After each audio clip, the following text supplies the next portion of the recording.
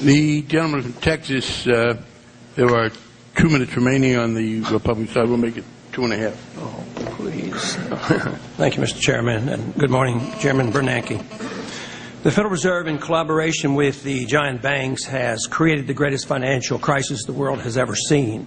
The foolish notion that unlimited amounts of money and credit created out of thin air can provide sustained economic growth has delivered this crisis to us. Instead of economic growth and stable prices, it has given us a system of government and finance that now threatens the world financial and political institutions. Real unemployment is now 20%, and there has not been any economic growth since the onset of the crisis in the year 2000, according to non-government statistics. Pyramiding debt and credit expansion over the past 38 years has come to an abrupt end, as predicted by free market economists. Pursuing the same policy of excessive spending, debt expansion, and monetary inflation can only compound the problems and prevent the required corrections. Doubling the money supply didn't work. Quadrupling it won't work either. The problem of debt must be addressed. Expanding debt when it was a principal cause of the crisis is foolhardy. Excessive government and private debt is a consequence of loose Federal Reserve monetary policy. Once a debt crisis hit, the solution must be paying it off or liquidating it. We're doing neither. Net U.S. debt is now 372% of GDP. In the crisis of the 1930s, it peaked at 301%. Household debt services require 14% of disposable income and a historic high.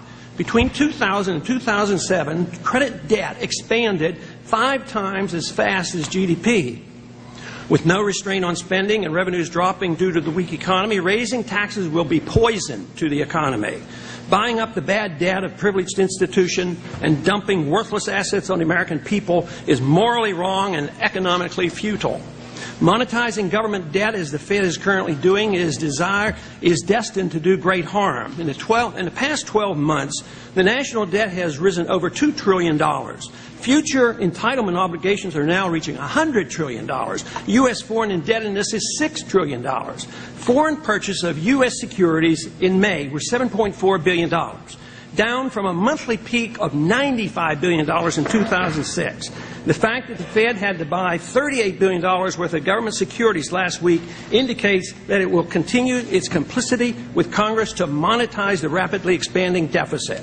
The policy is used to pay for the socialization of America and for the maintenance of an unwise American foreign policy and to make up for the diminished appetite of foreigners for our debt. Since the attack on the dollar will continue, I would suggest that the problems we have faced so far are nothing compared to what it will be like when the world not only rejects our debt, but our dollar as well. That's when we'll witness political turmoil, which will be to no one's benefit. The time for opening statements has expired.